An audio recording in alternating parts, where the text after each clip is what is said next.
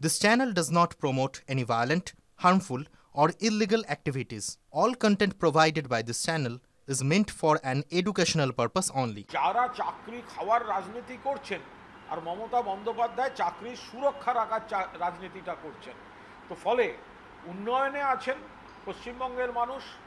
একের পর এক সামাজিক সুরক্ষা, একের পর এক স্কিম মমতা বন্দ্যোপাধ্যায় চেষ্টা করছেন কোথাও কোনো ভুল ত্রুটি থাকলে সংশোধন করতে, আর বিরোধীরা চেষ্টা করছেন জট পাকিয়ে লোকেদের চাকরি খাওয়ার রাজনীতি করে একটা এলোমেলো পরিস্থিতির সৃষ্টি করতে।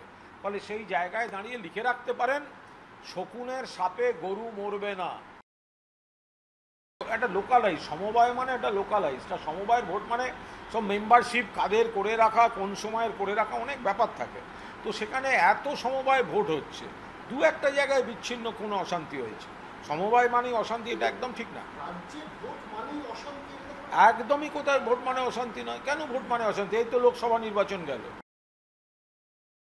তো এই বহিরাগতরা এসে নানাভাবে এলাকাকে মেশার চেষ্টা করছে।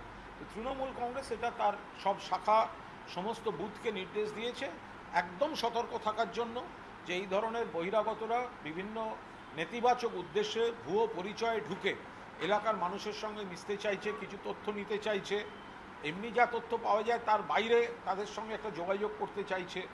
নানা রকম প্ররোচনামূলক ঘটনা পরে ঘটতে পারে, ফলে সেগুলো যাতে সতর্ক থাকা হয়। অ্যাকচুয়ালি সুকান্ত মজুমদারকে ফাঁসানোর জন্য শুভেন্দু অধিকারী সিবিআই তদন্তের দাবি করেছে, কারণ সুকান্ত মজুমদারের স্ত্রীর দুটো জায়গায় নাম আছে বলে ইতিমধ্যেই দেখা গেছে। তো এটা হচ্ছে কাহি পে নিগাহে কাহি পে নিশানা।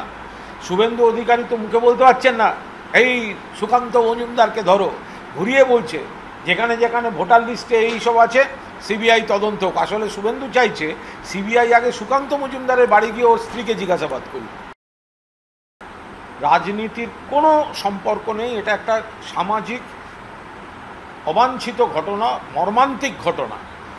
বাচ্চাটির জন্য খুব খারাপ লাগছে, কিন্তু প্রথমে যা শোনা গেছিল এবং ক্রমশ আরও যা তথ্য আসছে তাতে মনে হচ্ছে এই বিষয়টি পুলিশ প্রশাসন, পুলিশ যারা তদন্ত করছেন তারা বোধহয় আরও বিস্তারিত বলতে পারবেন। আমাদের উচিত সেই দিকে নজর রাখা, একটু ধৈর্য ধরা, এখানে তদন্তের অবকাশ আছে।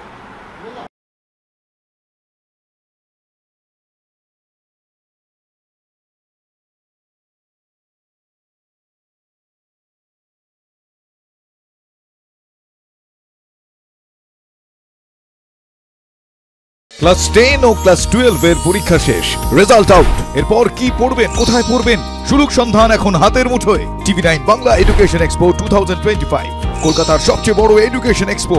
ডিগ্রি না ডিপ্লোমা, কোন কোর্স করবেন, কিভাবে প্ল্যান করবেন নিজের ক্যারিয়ার, সব প্রশ্নের উত্তর একটাই। TV9 Bangla education expo. একই ছাদের তলায় থাকছে নামকরা সব ইঞ্জিনিয়ারিং কলেজ, বিশ্ববিদ্যালয়, মেডিকেল ও ম্যানেজমেন্ট ইনস্টিটিউশন।